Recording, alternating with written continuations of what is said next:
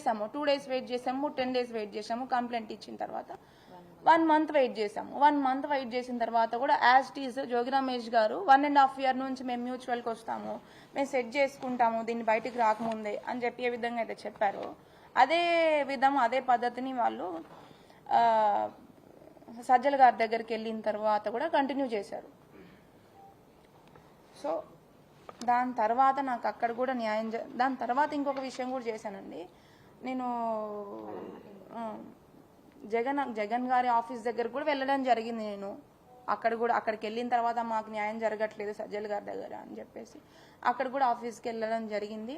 But మేము కలవలేకపోయాము. అక్కడ కూడా వెళ్ళేసి మాకు ఇట్లా అన్యాయం జరిగింది అని చెప్పేసి చెప్పుకుందాం అనుకుని మాకు ఆ ఛాన్స్ రాలేదు. సరే ఇక్కడ న్యాయం జరగట్లేదు, ఎందుకంటే జోగి రమేష్ గారు చెప్పిన మాట మీద మళ్ళీ కూడా నిలబడట్లేదు, ఇంకా మాకు చేసేది ఏం లేక మేము మళ్ళీ కూడా 24th July 2026 ఇబ్రహీంపట్నం పోలీస్ స్టేషన్లో ఎఫ్ఐఆర్ ఫైల్ చేయడం జరిగింది. ఎందుకంటే ఇంకొక విషయం, ఈ ఎఫ్ఐఆర్ ఫైల్ చేసే ముందు నేను ఒక ఇంపార్టెంట్ విషయం చెప్దాం అనుకుంటున్నాను మీ అందరికీ. పెళ్ళయింది నాకు 28th May 2025. అయితే పెళ్ళైన 2 monthsకే నా మీద null and void case Rajiv వేయడం జరిగింది. దానికి అసలు అంటే వాళ్ళు నిన్న చెప్తున్నారు కదా, వాళ్ళిద్దరి మధ్యలో మనస్పర్ధలు వచ్చాయి, వాళ్ళు ఏవో అయినాయి అని చెప్పి. వాళ్ళు మనస్పర్ధలు వస్తే అసలు ఆ ప్రాబ్లమ్స్ ఏంటి, అసలు నేను చేసిన తప్పేంటి? వాళ్ళు పెళ్ళైన 2 monthsకే అసలు నా మీద డైవర్స్ ఫైల్ చేయాల్సిన అవసరం ఏముంది? మరి డైవర్స్ ఫైల్ చేస్తుంటే అది ఖచ్చితంగా వాళ్ళ తండ్రికి తెలియకుండా అయితే చేయరు కదా. వాళ్ళ తండ్రి హెల్ప్తోనే, ఖచ్చితంగా వాళ్ళ కుటుంబ సభ్యుల హెల్ప్తోనే 2 monthsకి డైవర్స్ ఫైల్ చేయాల్సిన అవసరం ఏముంది నా మీద?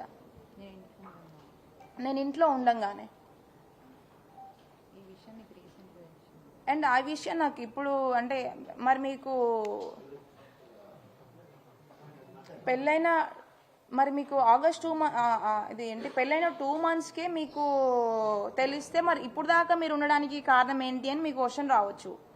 నాకు ఈ ఆగస్ట్లో null and void divorce file చేశారనే విషయం నాకు రీసెంట్గా తెలిసింది. అది ఎప్పుడంటే 1 year అంటే వాళ్ళకి ఏంటంటే 2 monthsలో డైవర్స్ ఫైల్ చేసింది వాళ్ళ నా మీద. అది కోర్ట్ అనేది డిస్మిస్ చేసింది.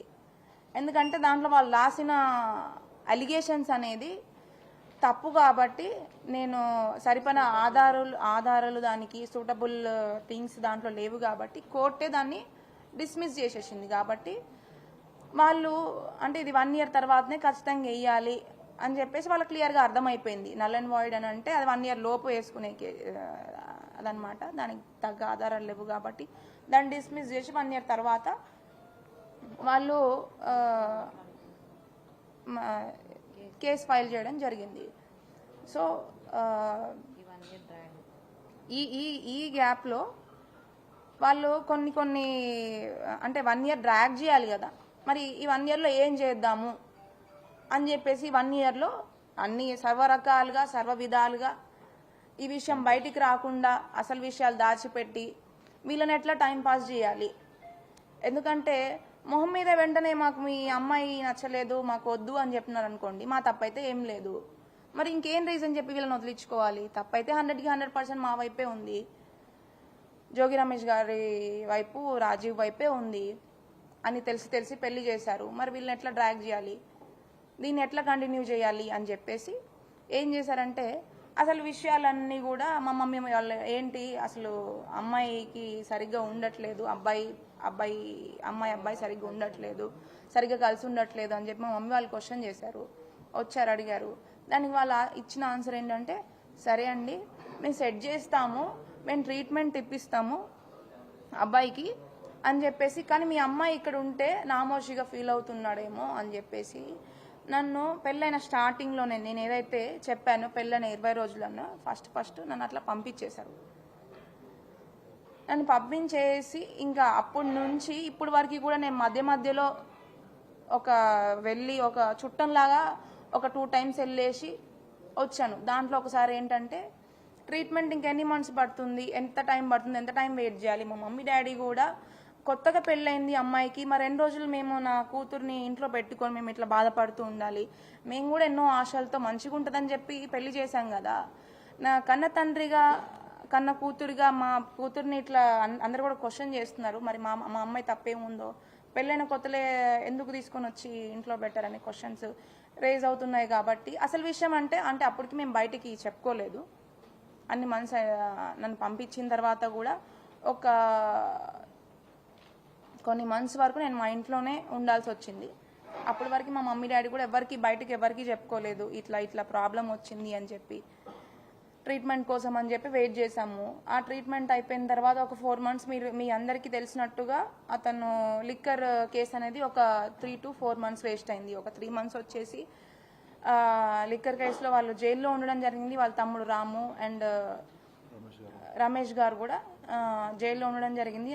ఆ 3 months తర్వాత ఇంకొక 1 month వచ్చేసి వాళ్ళు పాపము చాలా ఇబ్బంది పడ్డారు ఆ 3 monthsలో. కాబట్టి పరామర్శ కోసం జగన్ గారు కూడా వీళ్ళందరూ కూడా వచ్చి పాపం వాళ్ళని పరామర్శించారు. బట్ దాని వెనక నాకెన్నో ఇబ్బందులు అయినాయి. అవి ఎవ్వరికీ తెలీదు. నా ఆడపడుచు కానీ, నా భర్త కానీ, వాళ్ళ తమ్ముడు కానీ, లేకపోతే ముందు నుంచి ఈ పెళ్లికి ముందు నుంచి వాళ్ళ పెద్దలుగా ఉన్న, వాళ్ళ కుటుంబ సైడ్ నుంచి పెద్దలుగా ఉన్న జోగి రాము, వాళ్ళ తమ్ముడు జోగి రాము కానీ, స్వామి కానీ, వీళ్ళందరూ ఎవ్వరు కూడా మరి ట్రీట్మెంట్ కోసం అని చెప్పేసి నన్ను పంపించేసిన తర్వాత నన్ను పట్టించుకున్న వాళ్ళు ఎవ్వరు లేరు. వాళ్ళ పనులలో వాళ్ళు ఉన్నారు, వాళ్ళ రాజకీయాలలో వాళ్ళు ఉన్నారు. మీరు అబ్జర్వ్ చేస్తే పెళ్ళయింది 28th Mayన, ఎక్కడ కూడా నేను ఏ మీడియాలో ఏ వీడియోలో కూడా ఎక్కడ కూడా నేను కనిపించలేదు. ఎందుకంటే నన్ను పంపించేశారు. ట్రీట్మెంట్ అనే పేరుతో నన్ను పంపించేశారు అక్కడికి. అది రోజులు అని చెప్పి రోజులు కాస్త నెలలు కాస్త సంవత్సరం కాక సంవత్సరంన్నర నుంచి ఈ రోజు వరకు కూడా మేము ఇబ్బంది పడుతూనే ఉన్నాము. ఏ రోజు కూడా మమ్మల్ని ఇబ్బంది పడుతున్నందుకు మాకు ఫోన్ చేసి ఎట్లా ఉన్నావమ్మా, ఏమున్నావు, అసలు ఉన్నావా లేవా అని నన్ను పట్టించుకున్న వాళ్ళు లేరు. జోగి రమేష్ గారు కానీ, వాళ్ళ ఫ్యామిలీ మెంబర్స్ కానీ, ఎవరు కానీ వాళ్ళ ఆనందాల్లో, వాళ్ళ సంతోషాల్లో, వాళ్ళ రాజకీయాల్లో, వాళ్ళ సెలబ్రేషన్స్లో వాళ్ళు కంటిన్యూ చేసుకుంటూ ఉన్నారు. సో బట్ ఆ 1.5 year నుంచి నేను కానీ, మా డాడీ కానీ, మా మమ్మీ కానీ అతను పెట్టిన ఇబ్బందుల వల్ల ఎంతో మానసిక క్షోభకి గురైనాము. అది ఎన్నో రోజులు నేను నిద్రలేని రాత్రులు గడిపాను. ఎన్నో ఆశలతో నేను పెళ్లి చేసుకొని ఇట్లా అవుతే ఎందుకు ఇట్లా అయింది, అసలు నాకెందుకు ఇట్లా అయింది అని చెప్పి నన్ను నేనే క్వశ్చన్ చేసుకొని ఎన్నో నిద్రలేని రాత్రులు కూడా నేను గడపడం జరిగింది. సో అంటే నేనేం చెప్దాం అనుకుంటున్నా అంటే, మరి నా తప్పేం లేకుండా నేను, నా కుటుంబం 1.5 year నుంచి ఎంతో మానసిక క్షోభగా పడ్డాము. లోపల ఎవరికి చెప్పుకోలేక అతను పెట్టిన ఇబ్బందులన్నీ కూడా, హింసని కూడా తట్టుకొని ఇక్కడ ధైర్యంగా మీ ముందు నిలబడ్డాను ఈరోజు. బట్ నిన్న ఆయన చెప్పిన విషయం ఏంటంటే, అంటే మీరు మీడియా వారందరూ కూడా మీరు ఏది కూడా తప్పుగా ఏమీ ప్రచారం చేయలేదు. నేను FIRలో ఏదైతే పెట్టానో దాన్నే మీరు తెలియజేయడానికి ప్రయత్నించారు. అంటే అతని జోగి రమేష్ గారి తప్పుల్ని బయట పెడితేనే, అతను చేసిన నాకు పెట్టిన ప్రాబ్లమ్స్ని బయట పెడితేనే, అతను అంత మానసిక క్షోభకి గురైతే అనుభవించిన, ఏ తప్పు లేకుండా ఆ శిక్షలన్నీ అనుభవించిన నాకు ఎంత మానసిక క్షోభ ఉండాలి. నేను 1.5 year నుంచి ఎంత నేను కానీ, నా కుటుంబం కానీ ఎంత సఫర్ అయి ఉండాలి. అది ఏ రోజైనా ఒక ఆడపిల్ల తండ్రి లాగా, నా కూతురు లాగా అని జోగి రమేష్ గారు అన్నారు కాబట్టి ఏ రోజు కూడా ఆలోచించలేదు.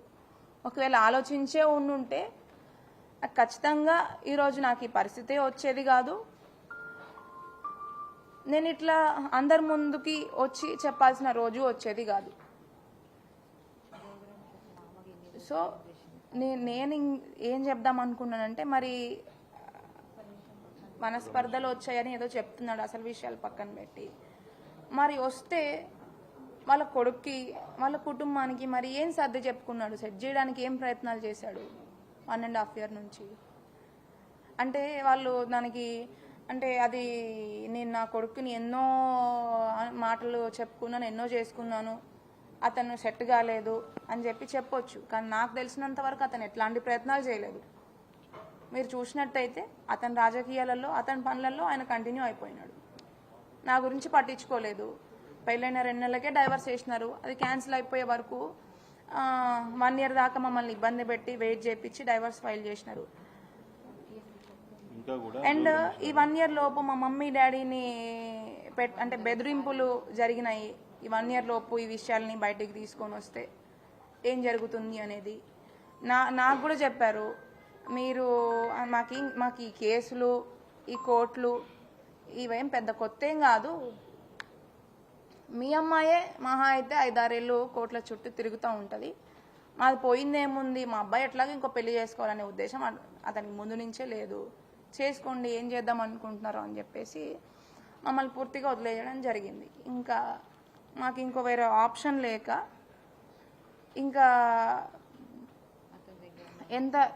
అతని మీద నమ్మకం లేక మా మమ్మీ డాడీ కూడా సరే ఆడపిల్ల తల్లిదండ్రులుగా దీని లోపలే సెట్ చేసుకుందాం అన్ని రకాలుగా ప్రయత్నించిన జోగి రమేష్ గారు దానికి సహకరించకపోవడం వల్ల, అంటే అన్ని తప్పులుండి అన్ని మిస్టేక్స్ ఉన్న అతనే మరి కోర్టుకి కేసులకి వెళ్ళాలి ముందే దీని లోపల సెట్ చేసుకోకుండా అమ్మాయికి ఎట్లాగా మోసం చేశాను, అన్యాయం చేశాను, దీన్ని సెట్ చేసుకోకుండా మరి వాళ్ళే అన్ని రకాలుగా నా మీద తప్పుడు అంటే అలిగేషన్స్తో డైవర్స్ కేసు మ్యూచువల్గా మాట్లాడుకుంటూనే నా మీద డైవర్స్ ఫైల్ చేయడం జరిగింది.